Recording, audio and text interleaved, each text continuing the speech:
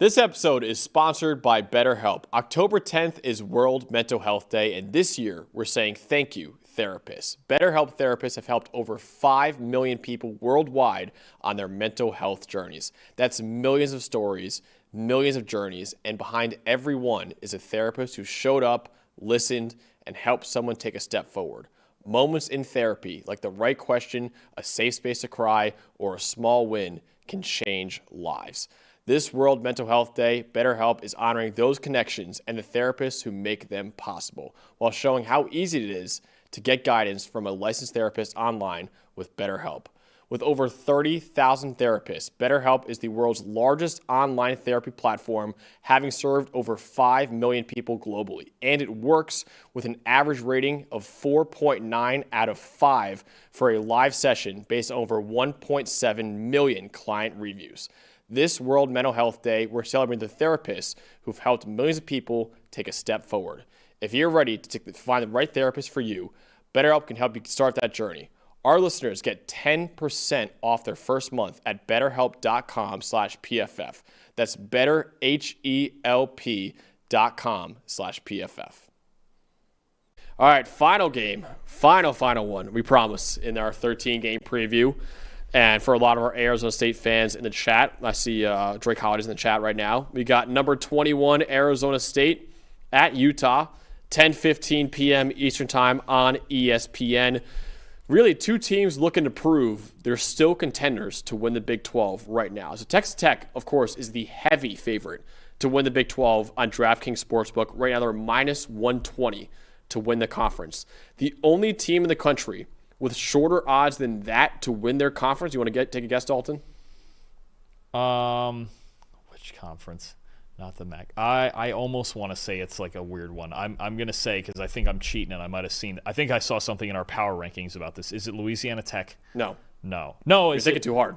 I'm thinking too hard. Yeah. Oh, it's Miami. It's Miami. Yeah. Sorry, I forgot. I forgot Miami is like that much better than everyone else right now. Yeah, Miami minus 210 to win the ACC right now. It's the only team in the country with shorter odds to win the conference. Texas Tech right now. But after Texas Tech, you got Arizona State at plus 700, Utah at plus 1,000. They're second and third in odds to win the Big 12 right now on DraftKings Sportsbook. So the winner of this game could establish himself as the biggest contender or biggest threat to the Red Raiders in the Big 12, while the loser of this game faces an uphill climb to get to the Big 12 title game in December and by proxy secure a college football playoff spot too. I'll tell you what, have you seen this Arizona State schedule these next 4 weeks? You ready for this? Utah, Texas Tech, Houston, and I lost it here for a second, but I believe it's Iowa State is the fourth one.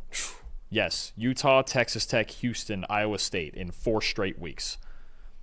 We're going to know a month from now where we sit on Arizona State because, man, oh, man, those 4 teams have combined to lose, 3 games so far this year? I mean, that's just it is ridiculous what Arizona State is dealing with between their first bye week and then their second bye week 4 weeks from now. But I mean, this is the start of really the stretch of their season for Arizona State. And then Utah, look, the stakes are very high here for Utah. They already lost 1 conference game to the top dog in Texas Tech. If they get a second loss and they're to those 2 teams, they have a major problem in the standings in this conference. And they were my preseason pick to win the Big 12. I still fully believe they are capable of that. But Utah really, as much as anything, they can't afford to lose this game. And then they got BYU coming to town, and we always know how that game goes. You never know which way it goes with those two. So this is one of the biggest games of the year, maybe moving forward, the biggest game left of the year in the Big 12. So, Dalton, you have the Arizona State offense in this game against a Utah defense that runs man coverage at the highest rate in the country at about 60% this year. That is a big deal for 2 reasons. Now, I still believe the foundation and the heart and soul of this Arizona State offense does need to be the run game with Sam Levitt, with Raleek Brown, with Kyson Brown, with Kanye Udo, with whoever they're going to run the football with. It's been Raleek Brown the most, which he's emerged as a star for them at tailback. But I think that's the part we're going to look at matchup-wise is Utah, like you mentioned, leading the nation in a rate of man coverage, 60%, I think it is, 61%, somewhere in there. 2 reasons this is big. 1, Jordan Tyson, arguably the best receiver, the top 3 receiver in the country, arguably the best receiver in this draft class. He's also the highest graded receiver this year against man coverage because, well, he's Jordan Tyson. That makes a lot of sense, right? So Sam Levitt's going to do one of two things when he sees all this man coverage. He's going to throw to Jordan Tyson, or he's going to take off running the football. And you look at Sam Levitt running the football this year. This guy's a dynamic athlete. Second in the nation in rushing grade, 7.5 yards per carry, 268 yards after contact. He makes people miss. He's fast. He's explosive. And if you're going to blitz him heavy and you're going to run a lot of man coverage, guess what he's going to do? He's going to keep the football and play that Johnny Manziel-style playground football, and he's going to run all over the place and be the best athlete on the field. There's two very clear answers to this Utah defense. And it's the two answers I'm sure that everybody in Arizona State loves to have. It's Sam Levitt and it's Jordan Tyson. And one more fun fact. Sam Levitt, second in the nation in rushing yards on scrambles. Who's the one guy ahead of him? Ooh. Who is it? Because he had such a big week last week. One Nico Iamaleava. Oh, you suck. I had to bring that up just for you because that was a fun stat. If you run man coverage against Sam Levitt, though, with your backs turned to him, that's... Oh, no, it's a real... dangerous. And especially when you blitz as much as Utah does as well. They're one of the heavier blitzing teams in the country to go along with all that cover one that they play. That's really where he's been going with it. It's a lot of the same way stylistically. They're not the same player. Levitt's a lot smaller, but... stylistically, it's the same way sometimes I look at certain matchups with Josh Allen with the Buffalo Bills. When he faces teams that run a lot of man coverage, those are the days he's going to run the football. Why? Because like you just mentioned, even if you have a spy, good luck. Unless you got an elite, like you mentioned Harold Perkins before with Lenore Sellers. You better have that level of athlete to spy Sam Levitt because it's not going to work otherwise. And B, all those guys' backs are turned, right? It's one-on-one matchups. And look, if you don't think Kenny Dillingham and Marcus Arroyo don't know this, and sometimes they'll just run 4 verts and tell Sam, hey, you know what's coming here. We know what's happening. Absolutely, that's what's going to happen. Because, again, Sam Levitt, realistically, when he's on the field, very easy argument that he's the best athlete on the field. So he's going to take off running, and Jordan Tyson, if Arizona State's going to win, he's going to get a boatload of targets because he's going to get a lot of one-on-one. And by the way, great job by the Arizona State fans in the chat for shouting this out. Arizona State will get Jalen Moss back from injury for the first game. Oh, that's big time. And that's potentially their number 2 receiver. That's big time because if he comes in and makes an immediate impact, if there's one thing we've complained about with this Arizona State offense, in the midst of in the early games maybe throwing a little bit too much, it's also you only have this one threat. If this Arizona State passing game gets that second threat that can win in this exact game against man-to-man, we're talking now. Now we're talking, but I've liked the way that they've clawed their way through their first couple Big 12 games. They had their early loss to Mississippi State, which, again, is not as bad as it looked at the time, right? They've been running the football. They've been running a lot of 12 personnel, but if they can open things up a little bit more now with Jalen Moss, especially with Levitt out on the move as much as he gets out, this gets to be a lot of fun. This is on both sides a fascinating matchup, but this sets up really well, kind of knowing it's weird because it's going to be unpredictable with both these quarterbacks probably running all over the place. True, yeah. But it's also predictable in that, this is about to be a circus outside the pocket with both these guys. Yeah, Jalen Moss with nearly 1,300 yards and 10 touchdowns over the last 2 years at Fresno State. He was projected as the number 2 receiver at Arizona State this year. Has not really played at all this year, but he will be back this week from all his injuries and also illnesses he's dealt with this year. Great to see him back, too, because he's a very talented player. And Arizona State, who desperately needs another option in their passing game outside of Jordan Tyson, they will get it back this week in Jalen Moss, too. So great shout out by the chat to point that out right there. I'm looking at Utah's offense in this game, and really their offensive line against Arizona State's defensive line. The same matchup I feel like we're going to do every single time for Utah whenever we preview them, because their entire offense is centered around their front 5. Both of their tackles, Spencer Fano and Caleb Lomu, are top 15 prospects on PFF's 2026 NFL Draft Big Board you can find on PFF.com right now.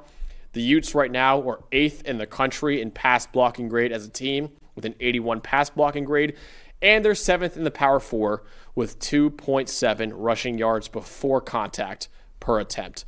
Arizona State's defensive line, meanwhile, is only 90th in PFF grade as a unit at 69.6. The Sun Devils, about 30% pressure rate this year, is 56th in the country as well. Arizona State does do a better job in run defense. Right now, they're 28th in the country in yards per attempt allowed, with only 4 yards per attempt allowed. But I will say it's more due to the outstanding play from their linebackers than the defensive line.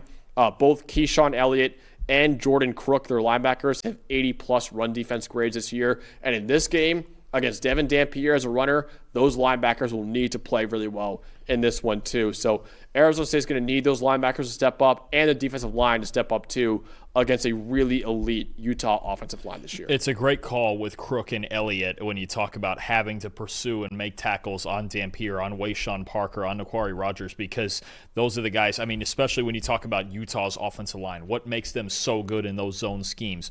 Good offensive lines block the first level. Great offensive lines block the second level. Utah and Spencer Fano, especially at right tackle, they get to the second level a lot because they have a mastery of these outside zone schemes. So Crook and Elliott are going to play a huge factor. If Arizona State goes base and they put Martell Hughes on the field also, he's been solid with a 71 run defense grade. I think that is a huge factor. You know, we always talk about these things in the sense of, okay, this O-line against this D-line, and sometimes that is the case and that decides the game, but these Arizona State linebackers are really good and they're going to have to pursue fast to the football if they want to stop this run game. And Arizona State will also be without their D tackle Zach Swanson in this game, and Xavion Alford, their star safety, is also out in this game too. Is a really good run defending safety. He's also not going to be playing this week either. So they are missing a couple guys on that defense too, which could be pivotal for them. Ultimately, Dalton, in a game between the teams that are right now second and third in odds to win the Big 12, who will win between Utah and Arizona State? The way this game could go, especially with these two quarterbacks as wild as they can be sometimes, this might be the most college football of all the college football games that we have. Honestly, I think this could be an absolute late night circuit. This game's at what, 10:30? 10:15, yeah. Oh boy, we're gonna be up all night. Yeah, man, oh man, it's gonna be. We're doing our prep for this game tomorrow, the next morning. Might be an all nighter for us this week. Oh boy, Saturday night's gonna hurt. But anyway. Honestly, the more I look at this game could go one of 100 ways, and I think I'm just leaning towards the home team here. I'm going Utah 31-27, but it's probably going to go down to the wire. Dampier and Levitt are two of the most just fun roller coasters to be on in college football right now. I mean, with the way they get outside the pocket, and if you feel like there's just going to be some super athletic improvised plays where these two teams are just playing with every bit of will that they have, I think there's certain things that line up well schematically for both teams offensively. I'll take Utah 31-27. If this game was at Arizona State, I would probably pick the Sun Devils. I think it's that much of a coin flip. Yeah, I am taking Utah as well, but it is a coin flip, 27-24. So apologies to all of our Arizona State faithful in the chat right now. I know we got a lot of them. I am taking Utah in this game. I do think Sam Levitt, Jordan Tyson, and now Jalen Moss back too. They could have an advantage over Utah's the heaviest man coverage defense in the country. I mean, Dalton, 60% man rate is outrageous when the teams that run a lot of man coverage are running it 30% of the time. Yeah. Utah's doubling. I mean, that's usually where about the national leader. I think about last year, Purdue and Illinois and Notre Dame. That's about where it tops out. But you also, again, against a quarterback like this, it is a choice, right? And so often it is about, well, we believe in our corners and we have talent at corner. We think we have the advantage at receiver. Well, first of all, in one matchup this week, you don't because it's Jordan Tyson. Second, you do have to think about that nowadays with these quarterbacks and the way, even on the other side, if Arizona State wanted to get into man, you've got Devin Dampier, who's pretty darn athletic himself. It's a choice against this Arizona State team, and it's certainly a choice if they continue to do it in this game 60% of the time. So I'm taking Utah to win this game. I think their offensive line will find more success against Arizona State's defensive line than Sam Levitt and those receivers will find against Utah's man coverage. Utah wins this game at home and most likely rejoins the top 25 heading into Week 8.